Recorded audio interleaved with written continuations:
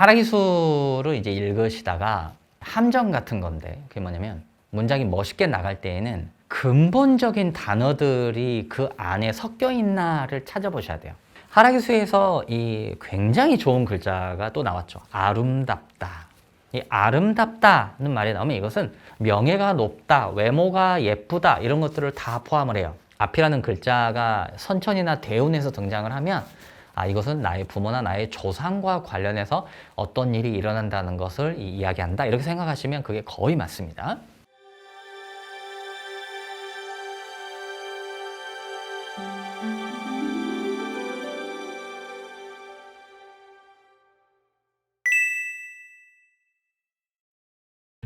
수학 이제 2효.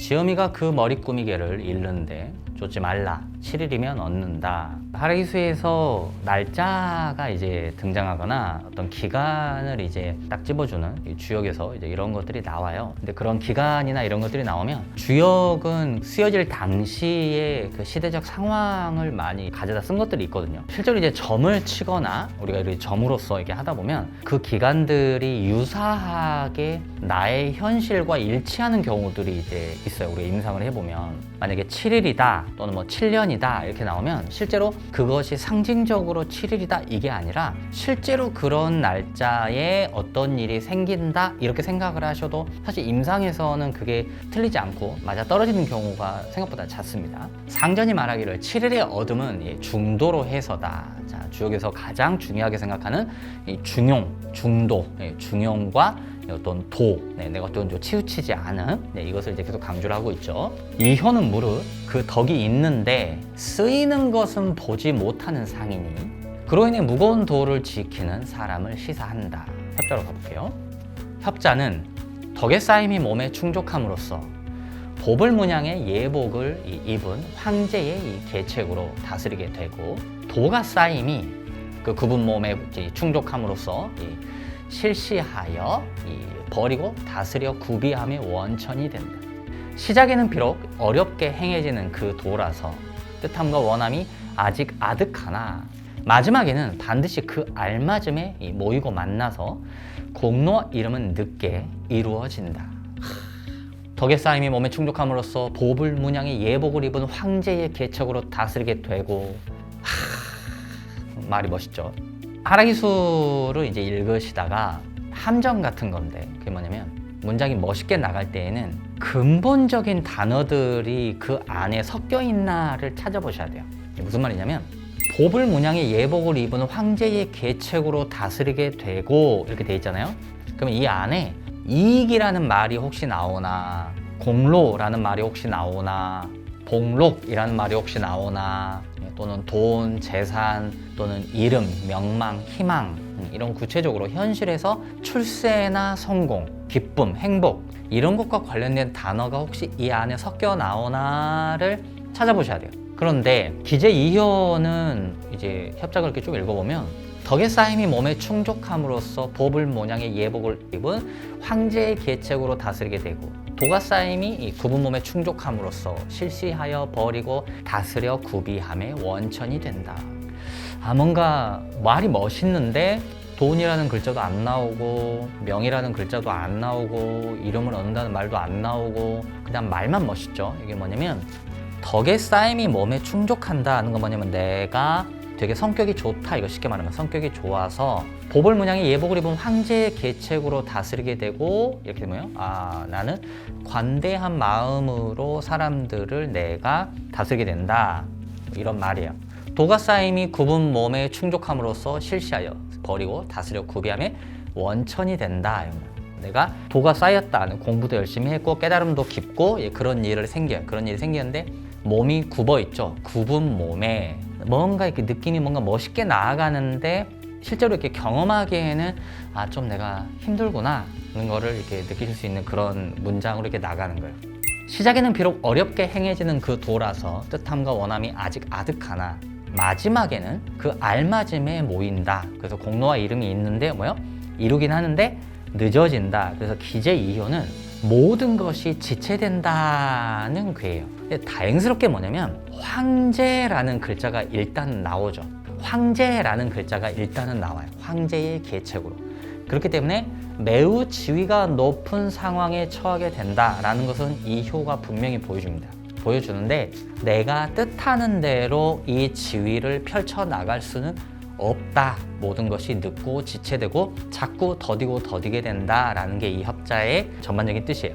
그런데 제가 말씀드렸지만 하락기수를 보실 때에는 이것이 결혼, 돈 이런 어떤 본능적인 어떤 욕구와 가까운 것들과 연결해서 항상 제가 읽으라고 말씀을 드렸잖아요. 그렇기 때문에 이 문장을 쭉 보면 이 문장을 쭉 읽었을 때에 이 문장에서 보불 문양의 예복을 입은 이런 말이 나오잖아요. 그럼 보불 문양의 예복은 원래 황제가 옛날에 중국 시대에 황제가 입었던 옷을 가리키는데 이거는 우리가 현실에서 봤을 때에 내가 예복을 입을 일이 뭐가 있지? 그런 어떤 모든 것을 갖춘 옷을 내가 입을 일이 뭐가 있지? 그러면은 우리가 회사에 취직을 하거나 또는 어떤 자리를 이렇게 이어받거나 그래서 어떤 형식을 치를 때 또는 결혼을 할 때 결혼식에 예복을 입거나 이런 것들과 관련이 있겠죠. 그래서 그런 일들이 일어나긴 하는데 이렇게 이제 얘기를 할 수가 있는 거예요. 그런데 더디고 지체된다는 것은 내가 이런 것들을 하긴 하지만 내가 뭔가를 하려고 하면 그것이 조금 일이 늦어져요. 공로도 있고 이름도 있는데 그것이 정작 내 앞에까지 올 때까지는 시간이 걸린다. 이런 전반적인 이야기를 하는 것입니다. 자, 불협자를 봐볼게요. 불협자는 알과 견해에 정해짐이 있고 잡아지킴에 항상함이 있다. 이른 해에는 답답하고 억눌리고 괴롭고 어려우나 늙은 해에는 이쁨이 풍성하고 먹음이 만족한다. 좋네요. 하락기수에서 이제 그 앞선 자, 앞에는 이렇게 앞선 자가 나올 때가 있고 지금 이 기재 이유 같이 이르다 이런 말이 나올 때가 있어요. 근데 이르다는 이 말이 나올 때에는 이거는 거의 시간적인 어떤 상황을 얘기를 많이 해요. 이르다는 게. 근데 앞은 어떻다, 먼저는 어떻다 해가지고 앞선 자, 한자가 이제 앞선 자가 있잖아요. 그러니까 앞선 자가 나올 때에는 그거는 반드시 시간을 이야기하는 건 아니에요. 이른 해에는 답답하고 억눌리고 괴롭고 어려우나 이렇게 돼 있죠. 그럼 이거는 약간 시간적인 의미가 있어요. 좀 답답하다 이런 것이 있고 하락기수에서 답답하다는 말이 나오면 이 답답하다는 것은 내가 뭔가를 하려고 이렇게 나아가는데 안 된다 이런 것도 있지만 예를 들면 이런 게 있어요. 결혼을 했는데 와이프가 이제 돈을 벌고 나는 살림을 하는 남편이에요. 와이프가 돈을 버는데 어느 날 와이프가 난 더 이상 당신과 살 수 없어. 그래서 난 집을 나가겠다. 이렇게 해가지고 이제 나간다고 하는 거예요. 그래서 생활비를 안 주겠다. 남편은 나는 일을 하지도 않았고 이제 좀 집에서 아기를 보면서 그렇게 살고 있었잖아요. 그래서 살림만 하고 있고 돈도 못 벌고. 근데 와이프가 난 더 이상 돈을 줄 수 없고 집을 나가겠다 이렇게 하니까 남편이 그럼 나는 이제서라도 집을 좀 나가서 돈을 벌어야겠네. 근데 잘 안 되죠. 그래서 나갈 수가 없어서 할 수 있는 일이 뭐가 있냐면 할 수 있는 일은 이제 와이프한테 기대는 것밖에 또는 그 부모님한테 기대는 것밖에 할 수가 없어요. 근데 그것도 사실은 생각보다 쉽지가 않으니까 이러지도 저러지도 못하고 멈춰 있게 되는 그런 거를 이제 하락기수에서는 답답하다 이런 상황을 답답하다라고 표현을 많이 해요. 내가 일자리를 얻었는데 여기서 나가고 싶은데 내 학력이나 어떤 기술은 여기를 나가서 뭔가를 할 수 있는 실력이 전혀 안 되고 그런데 또 여기 있는 거는 너무나 힘들고 있으면 먹고는 살 것 같은데 이렇게 사는 게 과연 인간의 삶인가 이런 생각을 하게 되는 이럴 때에 하락기수는 답답하다는 말을 이렇게 한 번씩 던져요. 하락기수에서 답답하다라는 말이 이제 뭐 선천이나 대운에나 또는 연운에서 등장을 하면 내 의지로 어쩔 수가 없는데 근데 가만히 있을 수도 없고 그렇다고 움직일 수도 없고 이런 애매한 상황에 내가 모호한 상황에 처하는구나 라는 거를 답답하다 이렇게 말을 합니다. 자, 세운을 보면 재직자는 우선은 거절하나 뒤에는 순응하는 아름다움이 있다. 먼저는 안 되는데 뒤에는 순응하는 아름다움이 있다. 하락기수에서 이 굉장히 좋은 글자가 또 나왔죠. 아름답다.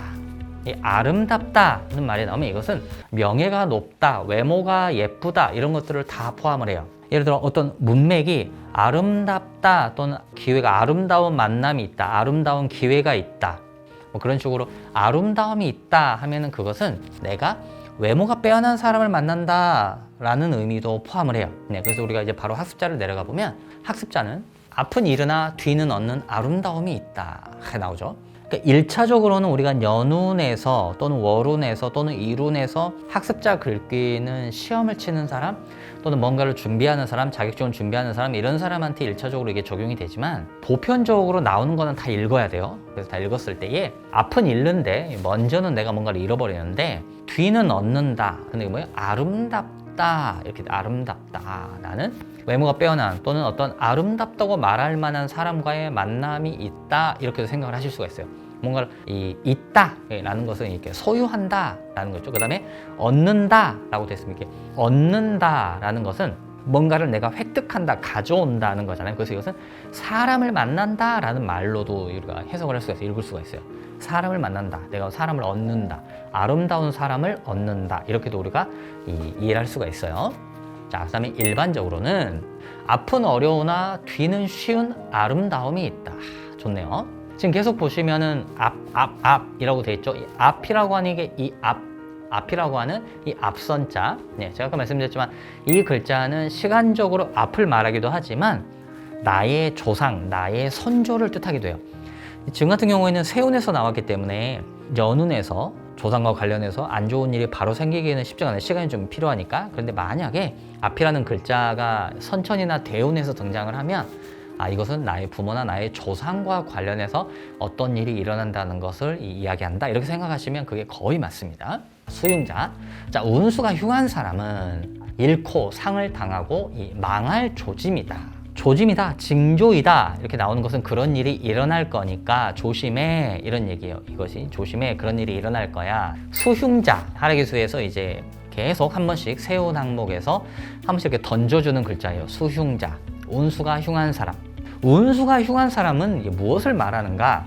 이 수흉자라는 말은 물론 이제 불협자, 선천이나 대운에서 읽는 불협자 글귀에도 수흉자라는 말이 등장할 때가 있어요. 그런 괴가 있긴 한데 99%는 반드시 세운에만 등장을 해요. 수흉자, 이 운수가 흉한 사람 또는 수길자, 운수가 길한 사람 이런 식으로 운수가 흉한 사람, 운수가 길한 사람이라는 말이 왜 세운에서만 주로 등장을 하냐면 이것은 이 사람이 운수가 흉한지 길한지를 네가 보려면 그 위에 있는 이 운을 봐라 라는 의미에서 이거를 밑에다가 깔아놓은 거예요. 그럼 그 위에 있는 운이라는 게 뭐냐면 바로 상위 개념의 운을 말하죠. 세운, 즉 연, 월, 일 운을 읽을 때에 운수가 흉한 사람, 운수가 길한 사람이 등장을 하는 것은 반드시 뭘 보고 이 사람이 운수가 흉한 사람인지 운수가 길한 사람인지를 찾아라 이거야? 대운을 보고 찾아라 이거예요. 그러니까 만약에 기재 이 효가 내가 예를 들어서 올해 딱 나왔어요. 그러면 나는 올해가 연운, 이 올해 연운이 속한 대운이 있잖아요. 이 대운 글귀를 봤는데 협자불협자 읽는 거죠. 대운에서는 대운 글귀를 봤는데 대운 글귀가 너무 안 좋아. 그래서 그러면 선천도 봐보자 해가지고 나의 선천을 또 다시 돌아가서 봤더니 선천에도 뭔가 좀 안 좋은 말들이 암시가 되어 있어요. 그럼 나는 수흉자를 같이 올해 읽어주는 거예요. 만약에 나의 대운의 글귀가 좋으면 또 나쁘지 않으면 세운 항목에 있는 수흉자, 운수가 흉한 사람 항목은 굳이 읽지 않습니다. 그런데 뭐가 있냐면 운수가 흉한 사람은 해놓고 지금처럼 잃고 상을 당하고 이렇게 되는데 이런 법문도 있어요. 운수가 흉한 사람은 늙은 사람은 이롭지 않고 이런 식으로 구체적으로 대상을 짚어줄 때가 있어요. 구체적으로 대상을 짚어줄 때 특히 늙은 사람 이런 식으로 대상을 짚어줄 때에는 이것이 연운에서 나왔잖아요. 그러면 대운이 만약 좋다고 할지라도 내 주변에 만약에 연세가 있으신 분이 병원에서 입원을 하고 계시거나 건강에 좀 문제가 있어서 좀 안 좋은 일을 겪고 계시거나 이렇다. 그러면 그분한테 그 해에 조금 안 좋은 일이 생길 수가 있다는 것을 이제 보여주기도 합니다. 자, 그 다음에 원문으로 가볼게요. 때는 비록 기제가 이르렀으나 빨리 하려고 하면 곧 어려움이 이루어진다. 그렇죠? 빨리 하지 마라 이거예요. 줄곧 굳게 하여 마땅히 길게 지키되 행해야 할 때면 가히 행해야 한다. 지키다가 내가 해야 해? 나서야 돼? 그러면 나서라 이거예요. 빈 천둥은 비 없이 지나고 비가 있어도 옷을 적시지 않는다. 구름이 지나는데 비가 없어요. 농사꾼이 농사를 짓는 분이 구름이 지나가길래 비가 내리겠나 좋다 했는데 비가 내리지 않는다예요. 도달한 근방에서 한 웃음을 이루나 눈 아래 바로 지금은 눈썹도 열리지 않는다. 눈썹이 열리지 않는다는 건 뭐예요? 웃을 수 없다 이거예요. 아까 우리 찡그린다의 반대죠. 웃지 못한다, 웃음이 없다. 달이 나왔는데 구름이 가려 금음이고 쌍으로 날던 새가 짝을 잃고 헤맨다. 짝을 잃었다. 결혼에 굉장히 안 좋은 이제 일이 일어나겠네요. 자, 달이 나왔는데 구름이 가려 금음이다. 하락기수에서 달을 가지고 이야기를 할 때 달이 둥글다 밝다 하는 거는 굉장히 좋은 말이에요.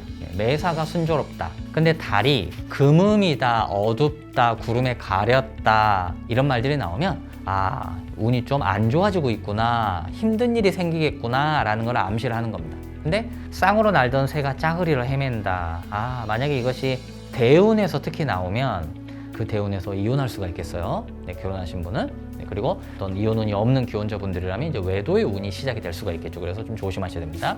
7진을 머리 위에 얹으면 가문은 저절로 광채가 생긴다. 자, 7진이라는 게 뭐냐면, 진이라는 거는 시간을 뜻해요. 7진이라는 거는 오랜 시간을 지나면, 쉽게 말씀드리면 그거요.